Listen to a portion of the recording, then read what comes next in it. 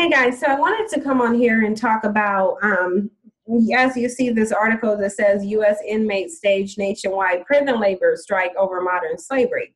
Now, a lot of people will sit here and tell you slavery is over, but slavery is not over. It simply has been transferred to the prison industrial complex. So this country has never gotten rid of slavery. And I told you why the country will never get rid of slavery, because you can't deviate from your foundation. So if the foundation of this country was slavery, which we already know it is, then slavery, some form of it, has to be what maintains it.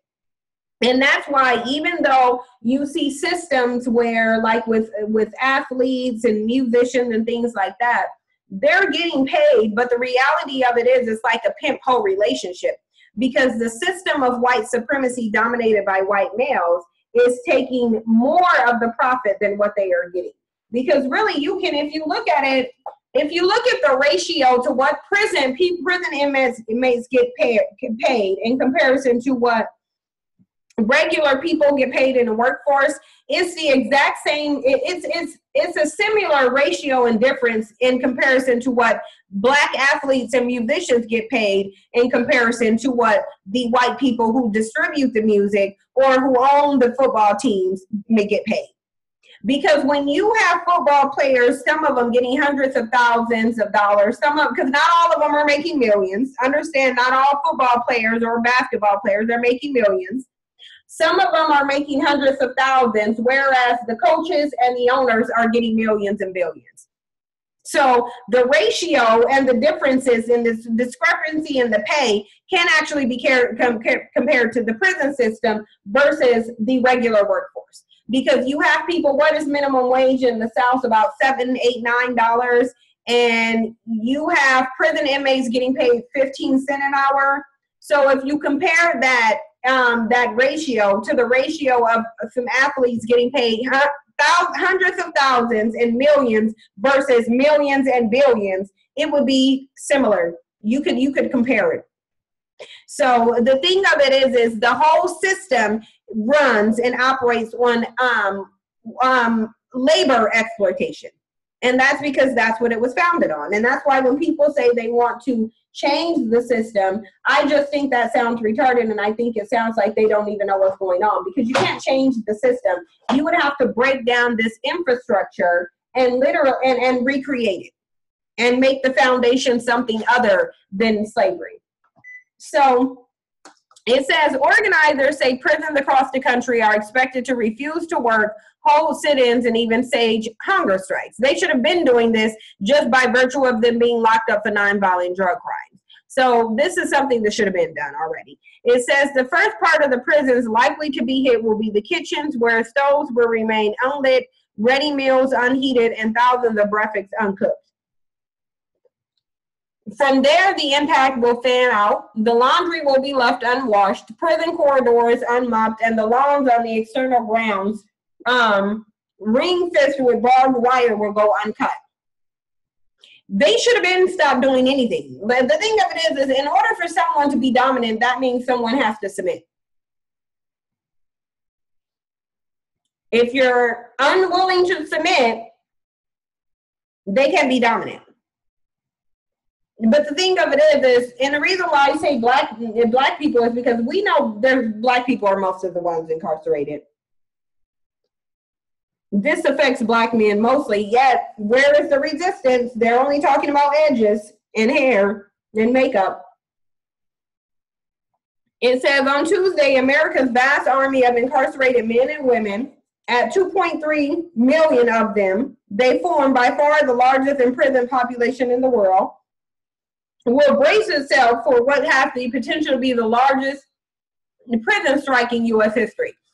And now it's interesting how when you hear these politicians, how they talk about third world countries, and they'll talk about what North Korea is over there doing. They'll try to demonize other people.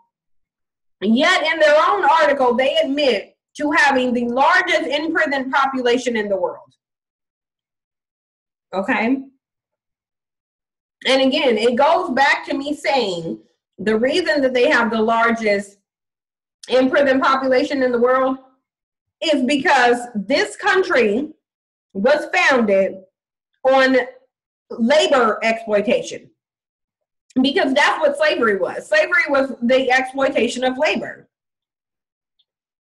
for economic gain. The prison system is exploitation of labor for economic gain. So nothing has changed. They're simply maintaining what the foundation of this country warrants. That's all they're doing.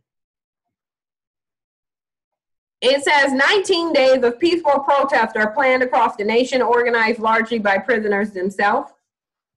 The strike is being spearheaded by incarcerated members of Jailhouse Lawyers Speak, a group of prisoners providing mutual help and legal training to other inmates. A few days ago, they released an anonymous statement setting out their reasons for calling a protest that carries the risk of substantial penal retaliation. Listen, if they would have just went and did it rather than telling them about it, it's like you never should sit there and announce what you're doing. And doing all, again, it's the same mentality. Protesting, if they're allowing you to do these things, then that's because they know it's going to be ineffective and they know they're going to retaliate. It said, fundamentally, it's a human rights issue. The statement said, prisoners understand they are being treated as animals. Prisons in America are a war zone. Every day, prisoners are harmed due to the conditions of confinement. For some of us, it's as if we are already dead. So what do we have to lose? And that's the mindset they want you to be in. Actually, that's not the mindset that they want you to be in, because a group of people who say that they don't have nothing to lose, but the thing of it is they're not turning that on the prison wards. They're taking it out on each other. Just like in the hood, Black people aren't taking their issue out on white supremacy that's causing the problems.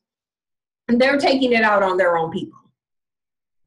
It says organizers have put together a list of 10 national demands. They include improved prison conditions, an end to life without parole sentences or death by incarceration, as the authors called them, increased funding for rehabilitation services, and an end to the disenfranchisement of some 6 million Americans with felony convictions who are barred from voting. One of the most passionately held demands is an immediate end to imposed labor in return for paltry wages, a widespread practice in U.S. prisons that the strike organizers call a modern form of slavery. It is slavery. More than 800,000 prisoners are daily put to work, in some states compulsorily, in roles such as cleaning, cooking, and lawn mowing. The remuneration can be as woeful in states such as Louisiana as 4 cents an hour. The idea that such lowly paid work in a $2 billion industry is equivalent to slavery is lent weight by the 13th Amendment of the U.S. Constitution. It bans slavery and involuntary servitude with one vital exception: as punishment for crime, wherefore the party shall have been duly convicted.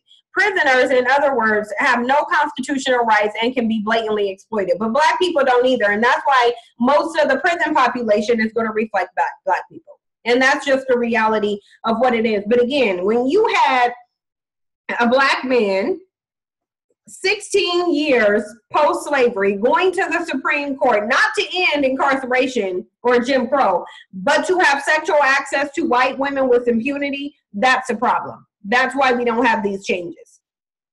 In addition to a refusal to work, inmates engaging with the strike plan to go on hunger strikes, hold sit-in protests, and stage a boycott of commissaries, collect phone calls and other payment streams where private and state-owned companies make money out of them. The boycott was the brainchild of Benu Hannibal Rasan, a Free Alabama movement under the rubric, I don't know what these things sound stupid to me.